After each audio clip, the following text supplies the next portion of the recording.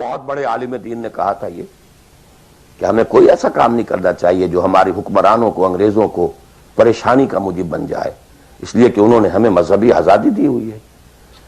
ہمارے نماز پڑھنے پہ کوئی قدغن نہیں ہے، ہمارے روزہ رکھنے پہ قدغن نہیں ہے، حج کرنے پہ قدغن نہیں ہے، لہذا we should be loyal to them. ملا کو جو ہے ہند میں سجدے کی اجازت، ناداں یہ سمجھتا ہے کہ اسلام ہے آزاد.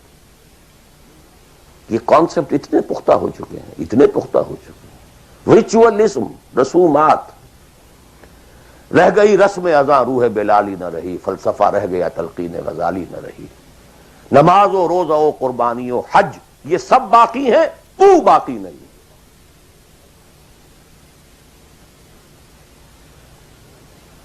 نمازیں بھی ہیں، روزے بھی ہیں، تراویح بھی ہم نے پڑھی ہے. اب موسم آ رہا، عید الاضحیٰ بھی ہوگی، قربانی بھی ہوگی، حج کے لیے بھی جائیں گے، لیکن دنیا پر کوئی اثر اس کا؟ 30 لاکھ آدمی حج کر کے آئیں گے، معاشرے پر کوئی زیرو کے برابر بھی کوئی اثر ہے؟ جو خود کا جا کر کے آتے ہیں ان پر کوئی اثر ہوتا ہے؟ جیسے گئے ویسے آئے. الٹا یہ کہ یہ اور کانفیڈنس لے آئے کہ پچھلے سارے گناہ معاف ہو گئے، اب اثر نو کرنے کی چھوٹ ہے. This is what is happening. اور میں اپنا 35 سال کا تجربہ آپ کو بتا رہا ہوں. اصل ڈیسائسو پوائنٹ یہ، اس کو سمجھ لیں اگر تو آپ کا پورا تصور بدل جائے گا، ویلیو سٹرکچر بدل جائے گا. لیکن نہیں تو پھر جو بھی ہے وہ ہے. اب میں ایک عملی سوال کہہ رہا تھا کہ اس میں ایک بڑا عملی سوال ہے، میں کیا کروں؟ میں ایک ایسے ماحول میں رہ رہا ہوں جس میں اللہ کا دین غالب نہیں ہے. میں نماز پڑھ رہا ہوں، روزہ رکھ رہا ہوں، میں شراب نہیں پیتا، میں سور نہیں کھاتا. چلو میں نے اپنا اکاؤنٹ جو ہے بینک میں جو ہے کرنٹ اکاؤنٹ رکھا ہوا ہے، میں نے کوئی سود نہیں لیا، نہ سود لینا چاہتا ہوں. کیا کروں؟ اکیلا چنا پہاڑ کو تو نہیں پھوڑ سکتا،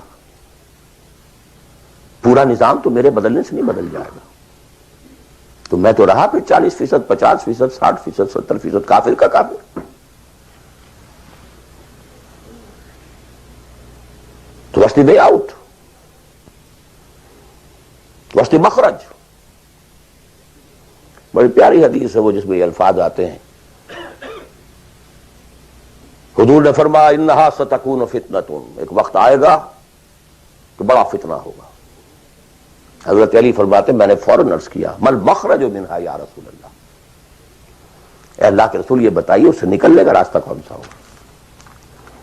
یہ نہیں پوچھا کیا فتنہ ہوگا، کیوں ہوگا، کب ہوگا، کیسے ہوگا، کدھر سے آئے گا، کچھ نہیں، نکلنے کا راستہ بتائیے. بلکہ ایک اور روایت اس حدیث کی اس سے بھی زیادہ پیاری ہے کہ اصل میں حضرت جبرائیل نے کہا حضور سے یا محمد امتک بعدک، اے محمد صلی اللہ علیہ وسلم کبھی سوچا ہے تمہارے بعد تمہاری امت کا کیا بنے گا؟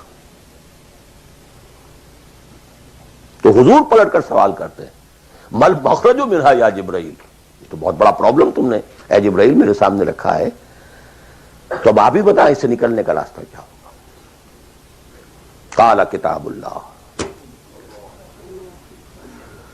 وہ پوری حدیث پھر وہی ہے. کتاب اللہ فیہ خبر ما قبلکم ونبأ ما بعدکم وحکم ما بینکم وہو ذکر الحکیم وہو صراط المستقیم وہو حبل اللہ المتین. اس کا مخرج کیا ہے؟ یہ ہے اصل میں میرے اور اگر تو یہ بات سمجھ میں آ گئی، اس کے لیے تصور سمجھ لیجئے ہمارے دین میں کفارے کا ایک تصور ہے. آپ نے روزہ توڑ دیا، وہ تو ٹوٹ گیا، کیا کروں، جڑ تو نہیں سکتا. کب اشکوں سے جڑ سکتا ہے؟ جو ٹوٹ گیا سو ٹوٹ گیا. موتی ہو کہ شیشہ جام کے بل، جو ٹوٹ گیا سو ٹوٹ گیا. تم ناحق ٹکڑے چن چن کر دامن میں چھپائے بیٹھے ہو، شیشوں کا مسیحا کوئی نہیں، کیا آس لگائے بیٹھے. وہ تو ٹوٹ گیا، لیکن اس کا کفارہ دے دیا گیا. کفارہ ہے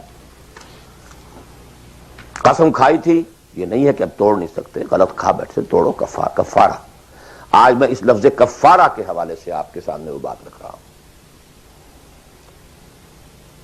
اب مجھے اللہ نے پیدا کر دیا اس دور میں، کسی کو ہندوستان میں پیدا کیا، کسی کو انگلستان میں کیا ہے، کسی کو امریکہ میں کیا ہے، کسی کو پاکستان میں کیا ہے، کچھ کو پاکستان پہنچا دیا ہے، چاہے زبردستی چاہے اپنی مرضی سے، کسی کو یہاں پہنچا دیا ہے چاہے کسی بھی نیت اور کسی بھی ارادے سے، لیکن اب ہے کہیں ہے، کیا کریں؟